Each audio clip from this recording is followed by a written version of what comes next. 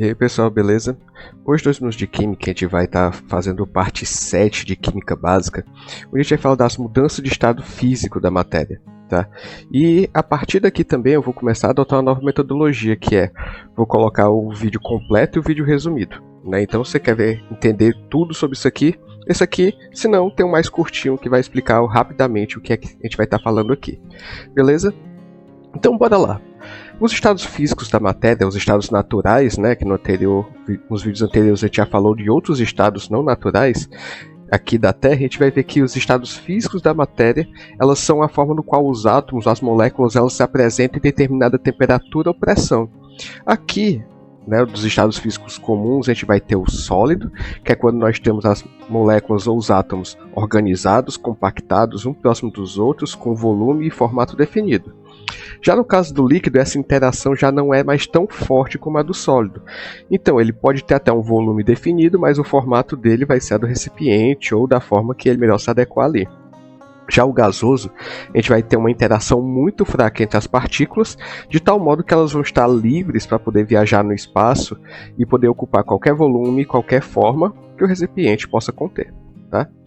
E aí, nós podemos ter transições entre esses estados, do sólido para o líquido, do líquido para o gasoso, do sólido para o gasoso, ou os processos inversos, né? Do gás para o líquido, do gás para o sólido, do líquido para o sólido. E aí, para poder ver esses processos e entender bem, a gente tem que lembrar de um conceito que nós já comentamos aqui anteriormente, tá? Inclusive, os vídeos referentes ao todo o conteúdo que eu vou falar aqui, que já foi dito anterior, vou deixar na descrição. Mas a gente vai ter que falar sobre reações do tipo endotérmica e exotérmica. Por quê? As reações do tipo exo são aquelas que liberam energia, que liberam calor. As do tipo endo são aquelas que precisam absorver calor para poder acontecer. E assim a gente vê que no caso das reações exotérmicas, os reagentes vão ter mais energia do que os produtos.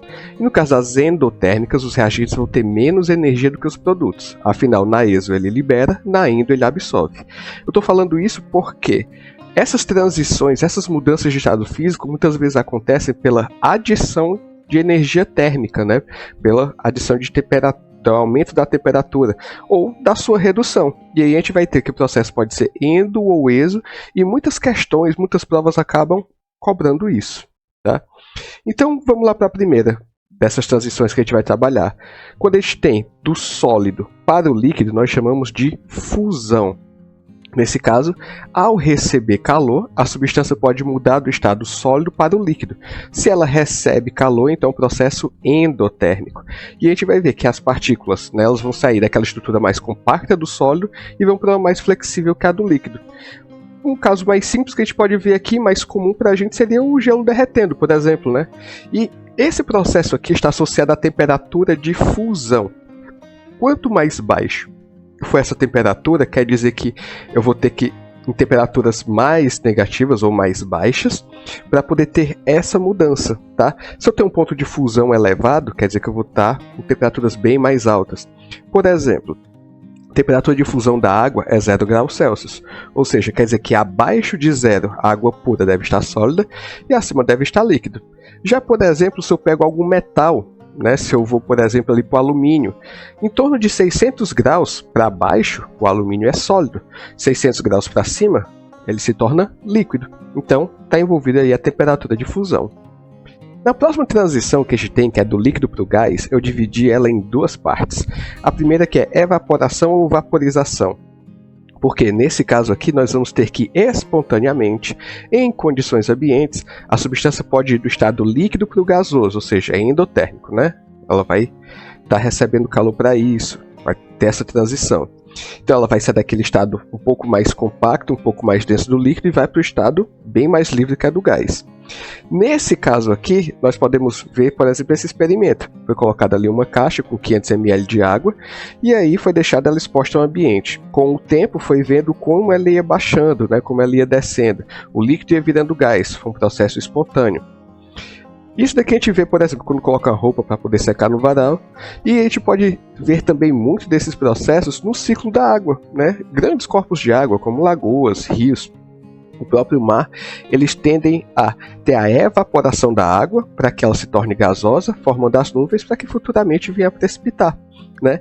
E aqui a propriedade específica que nós vamos trabalhar é a pressão de vapor, porque nesse caso nós não estamos aumentando a temperatura, a gente não está preocupado com isso.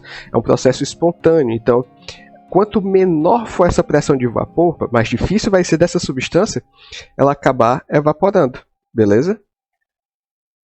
E o nome comum que nós damos a esse processo é vaporização, tá?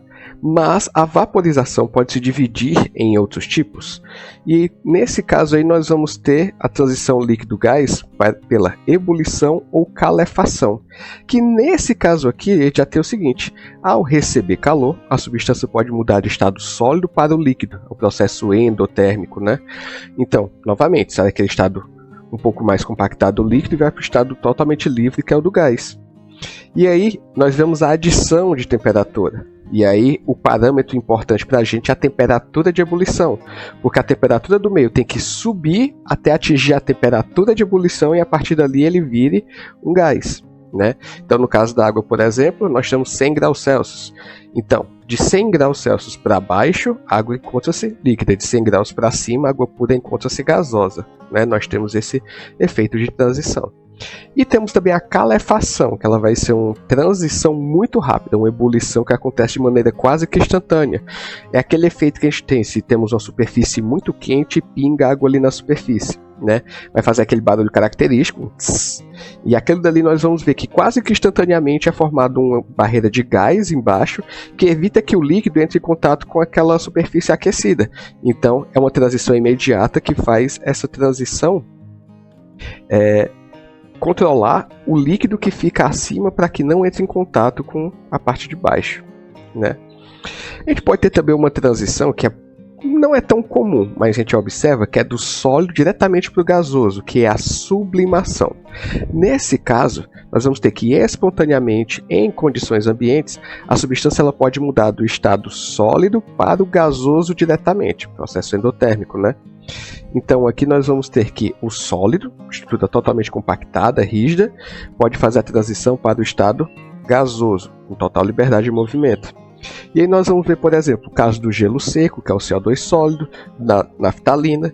O parâmetro importante aqui é a pressão de vapor, ou seja, novamente nós vamos estar observando um processo de transição natural, onde o parâmetro que define isso vai ser a pressão de vapor e não temperatura de ebulição, por exemplo, né? Afinal, um processo espontâneo onde não há variações de temperatura. Agora a gente pode ter os processos inversos, né? Se a gente parar para poder ver, por exemplo, do gasoso para o líquido, nós já chamamos de condensação. E neste caso aqui nós vamos ver que ao perder calor, a substância pode mudar do estado gasoso para o líquido, é exotérmico. Então os gases estão ali viajando com alta energia cinética, perdem essa energia, se aproximam mais e vira líquido. E aí nesta situação nós podemos ver a transição, né, do gás virando líquido. A gente observa isso, por exemplo, na tampa de uma panela. Você vê ali quando a água já está bem aquecida, virando vapor, chega na tampa que está fria e liquefaz-se novamente, né? Assim como a gente pode ver também, pega um copo ali gelado e coloca em cima de uma superfície, ele começa a aparecer gotículas de água ali. Aquilo nada mais é do que o vapor de água que está no ambiente começa a sofrer condensação na superfície do copo e torna-se líquida novamente. Nesse caso, o parâmetro-chave vai ser a temperatura de ebulição, né? Vê, transição líquido-gás. Mas aqui, pense, é a temperatura de ebulição que define, mas o nome do processo não é ebulição. Ebulição é líquido-gás. Gás líquido, que é o processo voltando, né, é condensação. Então, passou daquela barreira de temperatura, tem a mudança de estado físico. E aqui, né, já que eu falei da evaporação, já falei da condensação, é interessante a gente pensar no ciclo da água, que também é uma coisa que cai muito nessa parte de transição e a galera gosta de fazer questão em cima disso, além de ser bem interessante, né? Mas olha só, nós podemos ter aqui os corpos d'água, né, a superfície da água, que com a radiação do sol vai sofrer a evaporação, sobe. Quando chega lá em cima, né, esse vapor, ele vai sofrer, aqui no caso, um processo de transformação também, formando cristais de gelo. Olha só, vapor para o sólido. Vapor para o sólido. O que nós temos aqui, né? Uma ressublimação. E aí depois ele pode sofrer uma condensação.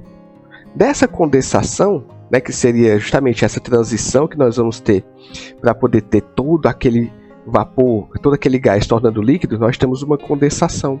E dessa condensação ele vira uma precipitação, que é a chuva, né? Chuva a gente chama de precipitação. Isso gera um ciclo. A água dos corpos d'água vira gás, chega lá em cima, vira gelo, no caso das nuvens. Depois ele começa a se desfazer em vapor líquido na precipitação. Beleza? Continuando, líquido para sólido é a chamada solidificação. Nesse caso aqui, ao perder calor, a substância pode mudar de estado físico para o líquido para o sólido, processo exotérmico. Ou seja, o líquido ele tem uma certa liberdade de movimento, ele vai perder calor, as partículas vão perder essa energia cinética, vão se mover menos e vão gerar um sólido ali, uma estrutura compactada. E aí, o ponto-chave aqui vai ser a temperatura de fusão novamente, ou seja, passou daquele ponto de temperatura, para mais ou para menos, ele vai mudar de estado físico, ou seja, acima do ponto de fusão, ele é líquido, abaixo do ponto de fusão, vai ser sólido. Né? Ali coloquei uma estrutura, reaçãozinha de gelo instantâneo, isso aqui é uma bolha, né, de sabão num ambiente bem frio, formando cristais de gelo e se congelando. Né? E temos também um processo aqui de ressublimação, que é um processo onde vamos ter do gás direto para o sólido. Então, espontaneamente, né, em condições ambientes, a substância ela pode mudar do estado gasoso para o sólido diretamente, é um processo exotérmico. Então, nesse caso, nós temos ali o gás, alta energia cinética, perde essa energia e vira um sólido, né? O parâmetro-chave aqui, novamente, é a pressão de vapor, uma vez que não tem modificação de temperatura, né? É um processo que acontece espontaneamente. E olha só esse caso aqui. Isso aqui é um caso de ressublimação do gás virando sólido. Em ambientes muito frios, por exemplo, o vapor de água pode chegar numa superfície e instantaneamente tornar-se um sólido. Nesse caso aqui é a janela de um carro, né? E você pode ver que a pessoa baixa a janela e tem uma película de gelo do outro lado. Por quê? O vapor de água que estava no ambiente, ao encostar na janela, instantaneamente já virou um sólido e criou essa película. Beleza? Essa é a ressublimação. Uma coisa interessante de a gente comentar também é o chamado ponto triplo. Lembrando, as dependências que a gente tem do estado físico são pressão e temperatura. Então, se a gente trabalha essas condições, nós vamos ter sólidos, mesmo com temperaturas acima do normal, né? Podemos ter líquido, temperaturas intermediárias, e gases, mesmo com temperaturas mais baixas que o normais. Né? Isso depende da pressão também. E existe um ponto específico que é o chamado ponto triplo, onde nós podemos ter em equilíbrio essas três fases. Mas é claro que além delas, nós vamos ter como pontos importantes de atenção aqui, o ponto crítico, que é o ponto onde a gente já não vai ter mais essa transição líquido-gás, né? Vamos ter o fluido supercrítico. E isso daqui a gente vai falar, já falou na verdade, né? Lá na fisicoquímica, lá no estudo dos gases. Tá? E nesse ponto triplo é capaz da gente observar o líquido em equilíbrio com o sólido e em equilíbrio com o gás, os três simultaneamente no mesmo recipiente. Né? E você nota que é uma condição muito específica para que isso aconteça para a água, por exemplo, esse gráfico aqui é para a água, onde a gente vai acabar observando que esse equilíbrio aí vai estar numa pressão de 0,006 atm e uma temperatura de 0,0098. Né? E isso, claro, nessas condições padrão para a água. A gente consegue modificar um pouquinho isso também, ao depender do que tem no nosso meio. Né? E aqui, para poder formalizar, lembrando, do sólido para o líquido, nós temos aí a fusão, no caso do aquecimento, do líquido para o gasoso. Pode ser a vaporização, evaporação, ebulição, calefação. Podemos ser diretamente do sólido para o gasoso, que é a sublimação. Voltando, nós vamos ter do gás para o líquido a condensação. Do líquido para o sólido, nós vamos ter a solidificação. Tá? E se a gente tem direto do gás para o sólido, uma ressublimação. Né? Lembrando, os nomes tendem a não se repetir, por mais que um ou dois usem o mesmo parâmetro, como temperatura de fusão ou ebulição, o nome do processo ele é diferente justamente para a gente ter essa identificação do processo que está acontecendo. Beleza? Então, galera, por hoje é isso. Qualquer dúvida ou pergunta, vocês podem deixar nos comentários e até mais.